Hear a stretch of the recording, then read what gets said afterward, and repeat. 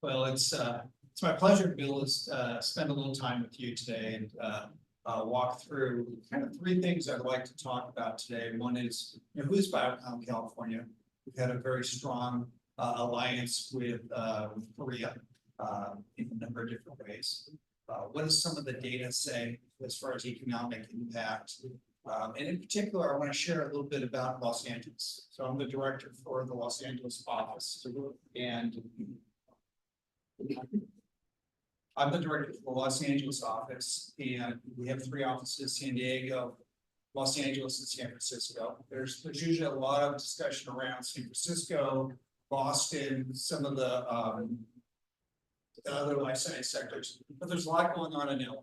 And from that standpoint, I want to introduce to you really what is happening in Los Angeles, why you should be excited about possibly looking into the Los Angeles ecosystem and really what we do. So I'll start with Biocom California and really who we are. This is a perfect slide to start with. We're really the advocate for what we say is the most powerful life science organization or sector in the world. And that's the California life science sector. Biocom California was established about 28 years ago, birthing out of San Diego and really looking to impact the life science community. So our goal is really just to make sure that life science companies thrive and prosper across the state of Texas. So who are we? What do we do? We're the largest trade and life science organization in the world. So we represent 1,800 member companies, and that spans more than just California. We have Asian organizations that are part of our conglomerate. We have about 35 other states outside of California where we have members as well. So founded in 1995, different offices in Los Angeles and across the world, and really we're seen as the experienced support advocacy organization for life science companies. So this will give you an idea of where our offices are. When you look at California in particular, we have three business offices: San Diego, Los Angeles, and San Francisco. I'm responsible for Los Angeles operations. We also have offices in Sacramento and Washington, D.C. for policy and advocacy. We now have an office in Tokyo as well. We have a very strong alliance in Korea as well. Interestingly, at Bio last week, we just formed an official alliance with Australia as well. So we continue to expand, and we really think our expansion west is probably the most productive for us as an organization.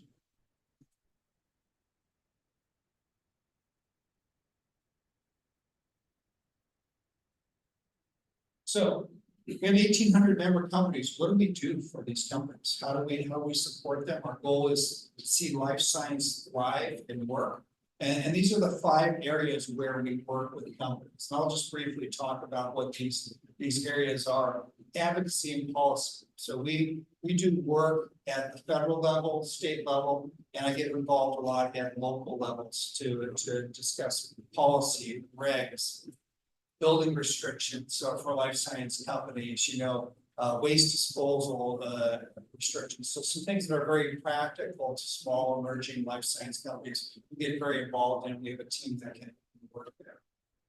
Over these last couple of years, capital raising, capital development, getting investments in your organizations has become very important. So we have a full venture hub program where we will take entrepreneurs through this, help teach them how to pitch to venture capital groups, work on connecting them to the right advocates and so forth, and really making sure, again, that we keep life science companies thriving. We work in the community. We do almost 200 of these networking events, very similar to what you see here today. A lot of these, some of them are more educational. We have more than 500 people that gather every February to talk about venture capital funding and make connections in the community and so forth there. Fourth thing is we work on talent. So that could be workforce development programs, specific certification that supports life science companies. STEM and STEAM education to get people interested in understanding tours of major life science buildings, so educators understand, what the end goal is for a lot of their students.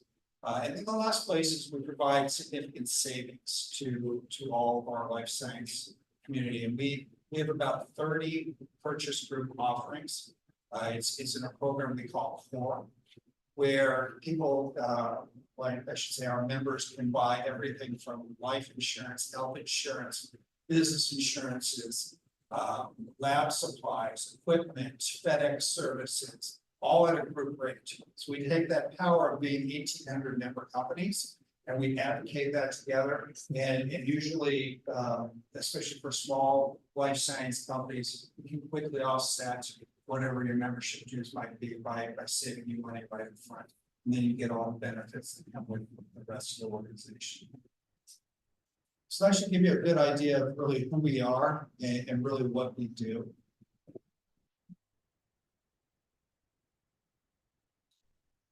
So what I'd like to do is walk through them. What's the economic impact? What does California look like? I'll dive a little bit more into Los Angeles again, because we don't always see the breakdown in Los Angeles for these types of meetings. This comes from a report that we do every year. We just released this about 3 weeks ago. It's called the Economic Impact Report. You can get that off our website, get the full report directly, and feel free to reach out to me if you'd like to see the full report. But I'm going to just pull some numbers just to really highlight some of the things that are going on across California.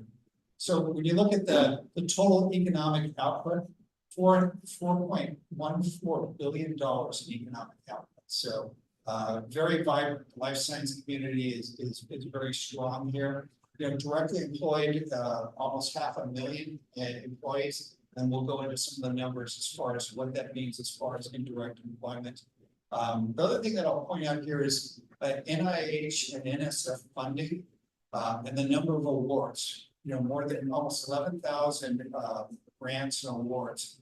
That shows that the innovation is happening in California. Those ideas are coming. A lot of academic institutions where we're getting awards and grants and stuff to fund that.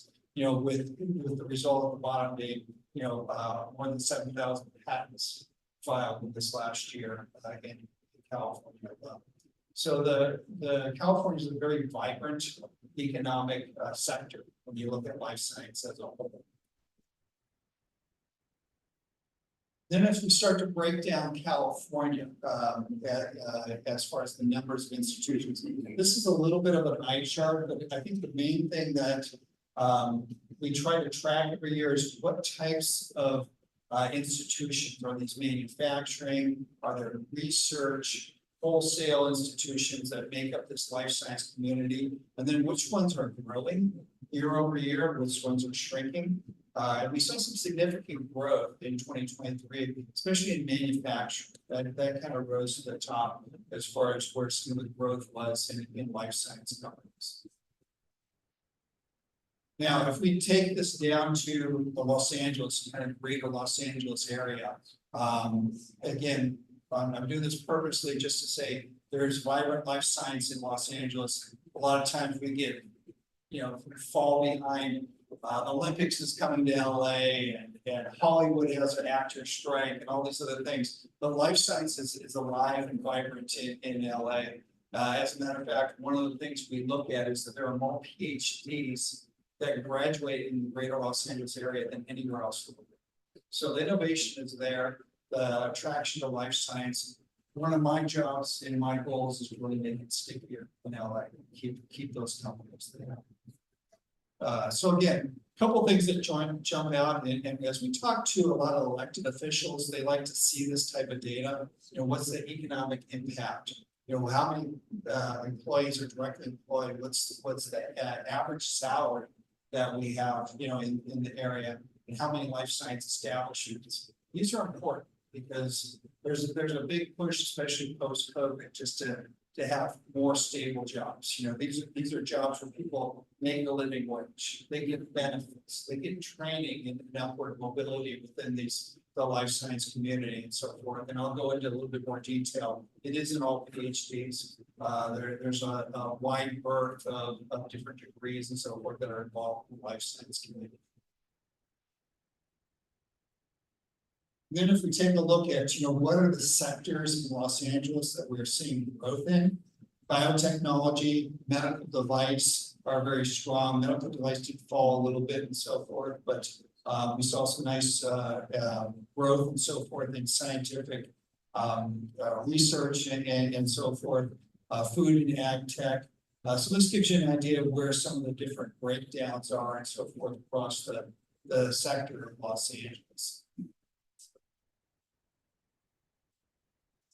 Then when we start looking at the different counties, and I purposely didn't put Orange County in here just for, again, to take a look at, where is this? The greater Los Angeles County is the largest of all those areas. We hear a lot about Ventura County because Amgen is located out there, and there is innovation. There's some birthing of companies that are starting to form, in that sector. But the LA County area continues to be, the leader in biopharma, biotech, food tech, research, medical equipment, and everything that we look at across the way.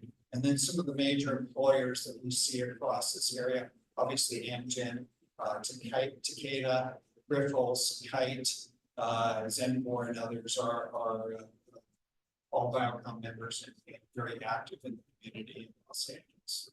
So again, when you start hearing about Hollywood in LA, know that behind the scenes, there's some strong life science that's also being developed. And then this is interesting really to look at direct employment, how many establishments, what the breakdown across these counties are as far as awards, and grants, and so forth. And you'll see again that innovation continues to come out of the LA area. And then when we look at the workforce in LA, that's always important also to think about establishing a company. We have a very strong, diverse workforce that's involved in the life science community.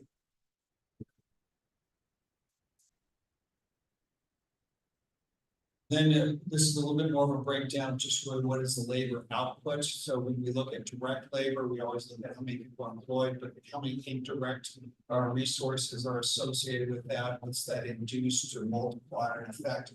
And again, as we talk to policymakers who want to understand what is happening in the community, these numbers become very important. So what I want to do lastly is to give you a couple of examples of so what is actually happening in LA.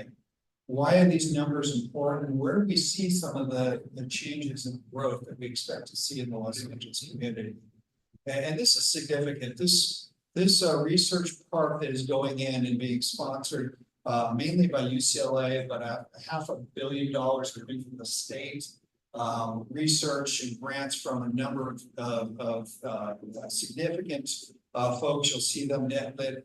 Ari Bilderman is also involved in this. Sean Parker, Michael Milton. I mean, these are all the names in Los Angeles got together. They took a West Side Mall, basically about 4 or 5 miles from the UCLA campus. And it will be converted in the next 5 to 6 years to the California Institute of Immunology and Immunotherapy. There'll be a significant investment in there. We're going to develop a center of excellence in Los Angeles. So again, part of the reason to show you this is, things are starting to change. And the center of excellence is one of the key drivers of why we think things will continue to develop. We'll see strong growth in the LA marketplace for life sciences. So we're very excited about this. This Center of Immunology and Immunotherapy also have a quantum science and engineering arm that will come out of that. Google had already started to transform this center. So we're able to take some of that early transformation and continue to build that part out. So they're saying by the end of next year, we have some of the first tenants going into this space. So it's a very active program. We're very excited about this. This will truly change the landscape in Los Angeles. One of the other key things, and this just kind of came out as more information, is this will be separate from UCLA. So the tech the tech transfer, the innovation escape within this California Institute of Immunology and Immunotherapy. You know, this isn't going to be something that'll feed back, you know, revenue to UCLA, but it'll be an independent center, very similar to what we see in other cities like Boston.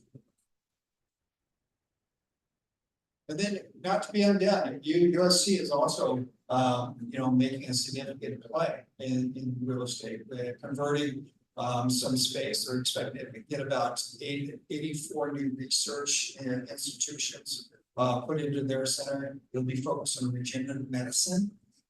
So this is going somewhere closer to downtown. So the west side will develop. Downtown is starting to happen. We're really seeing some nice development. And again, this they're saying is another 5 to 7 years out as far as the conversion of space. So significant money going into the area, significant progress, and really reasons to believe that the LA market is going to continue to grow strong. And then the last thing that we're seeing, and this is something I've been very active in working with, is the policymakers in the local area are very receptive right now to life science movements. They want people back in offices, back in labs, you know, back in urban centers and so forth. And life science companies create that opportunity for people to be in labs and research facilities and so forth. This is an example coming out of the city of Pasadena, where it started about 2 years ago. We went through all their zoning, their policy, their regs, everything from waste disposal, parking restrictions, lab to desk ratios. They had some very antiquated regs on the book, and we brought local CEOs in and life science leaders. They were able to explain to the city of Pasadena why these things would be a hammer to them setting up business within their city. So to Pasadena's credit, we went in there with them. We helped them rewrite these regs. We got these passed through their city council, and now they're promoting themselves as being a life science friendly city. Thousand Oaks has done very similar things. You know, when you start to get out towards Ventura County, and we're having active discussions with Inglewood, with Long Beach, with Camarillo, a number of other cities who say, hey, we want to do this as well. So again, that receptivity from the policy standpoint is very strong. We're seeing a very strong investment into the Los Angeles area. So again, being kind of the champion for the LA office, I want to make sure that, you know, as you're talking to all your friends and they hear about San Francisco and San Diego, let them know that life science is alive and well in the Los Angeles area. And then the final thing that I'll put out here, in about a month, we're going to have a forum where we're going to bring a number of both policy leaders, life science leaders together to really look at all the issues, to look at all the opportunities, to showcase some of the innovation that we're seeing going on in LA marketplace. I'm very excited about having the CEO of Altaseed, where they're doing blue tech work at the Port of LA. We've got the CEO from BARDA, space scientist, where he's sending scientific experimentation up into zero gravity and doing some work that can't be done on the Earth. So some very innovative leaders are going to come together. So if you would like to come up for a day and see really what's happening in LA, talk to these individuals, this is a great opportunity to come up and visit Los Angeles. All right, and this is the team in LA. So myself, Casey, Reese, and Erica would welcome you at any point in time if you'd like to come up to Sherman Oaks, visit our office, hear more about what's happening in the LA area. We've got a very active team that is engaging in the community. Any questions? Any thoughts from anybody? My question revolves around the recent crazy developments happening in generative AI. What do you see that impacts the life science? Right. I think some of that should be determined completely. I think the speed at which we will see research move forward will definitely be impacted. I believe that, you know, when you look at, you know, the center that UCLA is putting in place with engineering, and kind of that high tech also being put in place, the speed of research, within an institution. Right now, build that from the ground floor and speed that up would be very impactful. A lot of it's to be determined, but certainly, the ability to, impact research, to be able to sort data very quickly seems to have a pretty immediate impact, on the life science community. Also, robotics. And I would say, up here in USC, some of the robotics that are being employed into surgical applications, it's been a nice step forward. I'm not super close to a lot of that work that's going on and so forth. But absolutely, we're starting to see, especially for, I think, surgical applications for manufacturing as well, with the robotics is starting to place. Some of the ag tech is starting to employ robotics in some pretty interesting ways as well. I was wondering how close the relationship between highlighted with the biodiversity. Yeah. So that's an interesting question. What's the large national organization Bio that kind of pulled away from China. So I think there's been a trickle effect that has happened because of that. To our credit, our CEO Nana, probably a number of years ago decided that as he was expanding west and really looking at the Asian markets, focus in Japan and Korea, focus, he pulled away from both India and China, a number of years ago, and really wanted to establish stronger alliances between the two countries of Japan and Korea. And so we do have active delegations that go there. So it's certainly strange. I think in an election year, I think it will improve. So if I'm to stand on my own soapbox and give you some words on that, post-election to be determined, I think, as far as where things will go with China. Thank you, everybody.